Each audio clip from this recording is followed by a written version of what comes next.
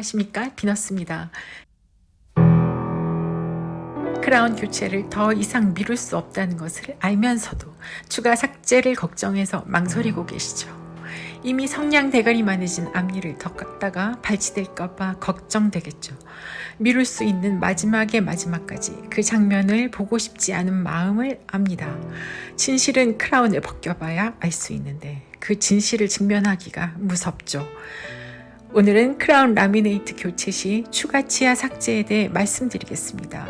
후반부에 나오는 사진들은 크라운들을 갖고 있는 당사자라면 보기 힘들 수도 있습니다. 보기 어려우시면 이 부분을 건너뛰는 것도 좋겠습니다. 첫 환자 보시죠. 이분은 기존 크라운을 제거한 직후와 최종 본을 뜰 때 별로 차이가 없습니다.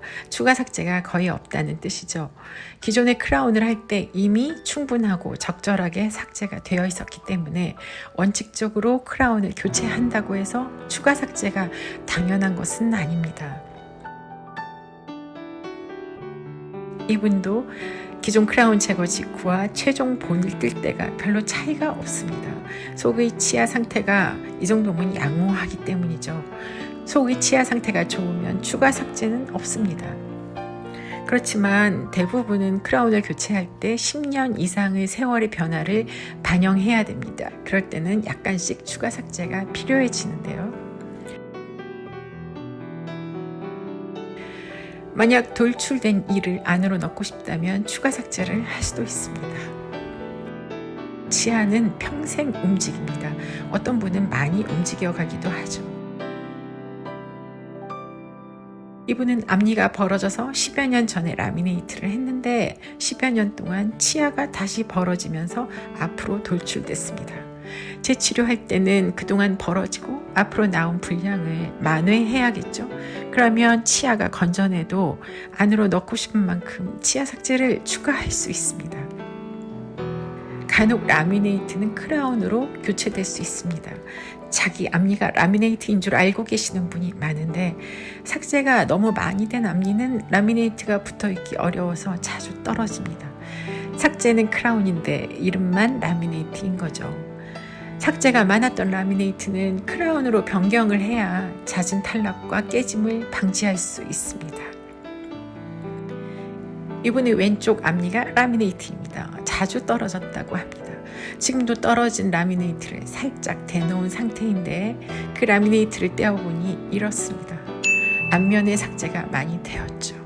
양옆에 남아있는 날개 부분을 지워보면 거의 크라운 삭제입니다. 이러면 라미네이트가 자꾸 떨어질 것이기 때문에 크라운으로 넘어가게 됩니다. 이것이 일반적인 크라운 삭제이고 이것은 일반적인 라미네이트 삭제입니다. 삭제의 차이가 보이죠?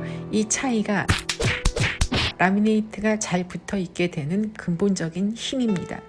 라미네이트 삭제는 이처럼 치아의 외형이 거의 다 남을 정도로 적어야 안 떨어지고 잘 붙어 있습니다. 속의 치아가 썩었으면 그 이에 생존의 문제가 생길 수도 있습니다. 기존의 크라운을 제거하면 크라운 속이 이렇게 되어 있기도 합니다. 오래된 크라운 속에서 자가 삭제된 거죠. 충치와 썩은 레진을 제거해야겠죠. 제거한 크라운의 내부가 많이 오염되어 있네요. 자연 치아들이 긴 시간 동안 끈적하고 더러운 크라운에 담겨 있었을 겁니다. 환자들은 단순 크라운 교체만 생각하고 오시지만 이럴 경우 치과의사들은 속의 이를 살려야 한다는 목적을 갖게 됩니다. 이분을 보세요. 이게 다 자기 치아가 아니라 떼운 레진이 더 많습니다. 그리고 그 레진 밑으로 다시 썩었습니다. 레진 제거하고 레진 밑으로 썩은 충치도 제거하면 앞니의 머리가 거의 안 남기도 합니다. 추가 삭제 여부가 문제가 아니라 이제는 이 앞니들을 살릴 수 있느냐 없느냐의 문제 앞에 서 있는 겁니다.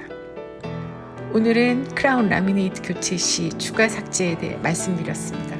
속의 치아 상태가 좋다면 추가 삭제는 거의 없지만 현실적으로는 기존 크라운을 할 당시와 10여 년의 세월이 흐른 지금은 많은 변화를 겪은 후이기 때문에 크라운과 라미네이트 속의 치아를 청소하고 정리할 필요가 있을 때도 있습니다. 오늘은 여기까지입니다. 끝까지 들어주셔서 감사합니다.